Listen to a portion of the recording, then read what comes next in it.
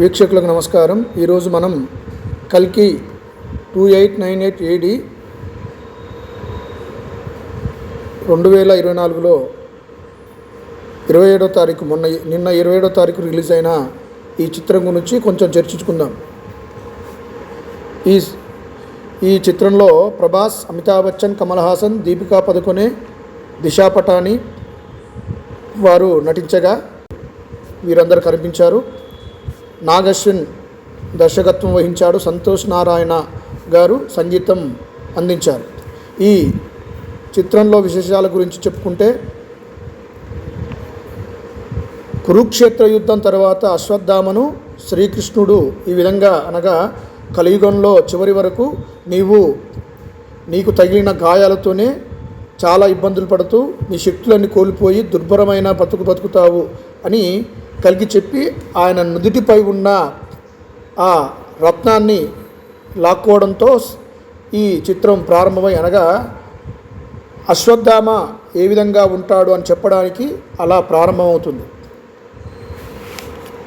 మరి అశ్వత్థామకు కల్కి వచ్చే ముందు అశ్వత్థామ రక్షించాలి అనే ఉద్దేశంతో ఈ చిత్రం ప్రారంభమై, ఆ తర్వాత దీంట్లో మరి మన రెబల్ స్టార్ గారు ప్రధాన పాత్రగా భైరవగా చేయడం, అమితాబ్ బచ్చన్ గారు అశ్వత్థామగా చేయడం జరిగింది.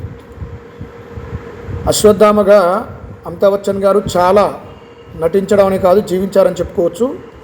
వీళ్ళిద్దరి మధ్యలో పోరాట సన్నివేశాలు చాలా బాగా డిజైన్ చేశారు నాగ్ అశ్విన్ గారు.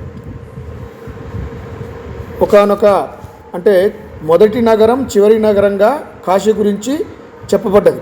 ఆ తర్వాత కాంప్లెక్స్ అని మరి శంబలా గురించి కూడా చెప్పబడ్డది. ప్రాజెక్ట్ కే అనే దీని గురించి ఈ చిత్రంలో ఉంటుంది. దీంట్లో కాశీలో అంటే మన పురాణాల ప్రకారంగా భూమి మీద మొదటి నగరం కాశీగా చెప్పబడుతుంది. ఆ మొదటి నగరమైన కాశీలో కూడా నీళ్లు లేకుండా మరి చాలా దుర్భరమైన స్థితిలో ఉన్నట్టుగా చూపించబడ్డది. అక్కడ ఈ కలిపురుషుడు అతను జీవించడం కోసం, అంటే ఎక్కువ సంవత్సరాలు జీవించడం కోసం కృత్రిమ గర్భధారణతో ఏర్పడ్డ వారి యొక్క శరీరం నుంచి వచ్చిన ఒక ద్రవాన్ని స్థిరంగా చేసి అతను ఎక్కువ సంవత్సరాలు జీవించడానికి ప్రయత్నించడం, అలాంటివన్నీ కూడా ఉంటాయి. దాంట్లో దీపికా పదుకొనే గారు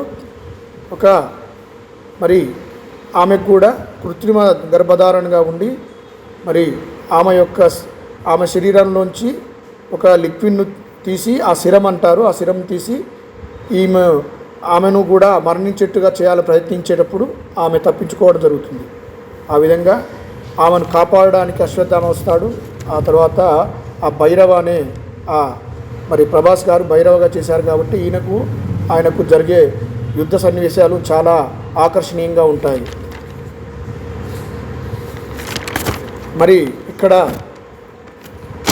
ఇక్కడ మనం అందరం అనగా నేను, మీరు అందరూ కూడా గమనించవలసిన విషయం ఏంటంటే, ప్రకృతి మనకు ఇచ్చిన గాలి, నీరు, భూమి, ఆకాశం, అగ్ని వీటిని అన్నింటినీ మనం గౌరవించాలి. కానీ వాటిలో అగ్నిని మనం ఏం చేయలేకపోతున్నాం. కానీ గాలి, నీరు, భూమిని పొల్యూట్ చేస్తున్నాము. ముఖ్యంగా చెట్లు, గుట్టలు తీయడం వల్ల నీరు తగ్గి ముందు తరాల వారికి ఏమీ మిగలదు అని అర్థం చేసుకుని, ఇకనైనా ప్రకృతికి మన వంతు సహాయంగా కొన్ని చెట్లు నాటడం, మరి ప్రకృతిని గౌరవించడం, ఆ నీటిని తక్కువగా యూజ్ చేయడం, ఇలాంటి తప్పనిసరి పరిస్థితుల్లో నీటిని ఎంత వాడుకోవాలో అంతే వాడుకోవడం, ఇవి చేయాలి. ఇవి చేస్తేనే ముందు తరాల వారికి ఈ ప్రకృతి మరి ఉంటుంది. కాబట్టి ఇదే నేను నా వంతుగా మీకు చెప్పే సహాయం, నేను చేసే సహాయం కూడా. అందరూ కూడా ఇది లైక్ చేయండి, షేర్ చేయండి, సబ్స్క్రైబ్ చేయండి. ఇట్లు మీ 27 గురు. అందరికీ నమస్కారం.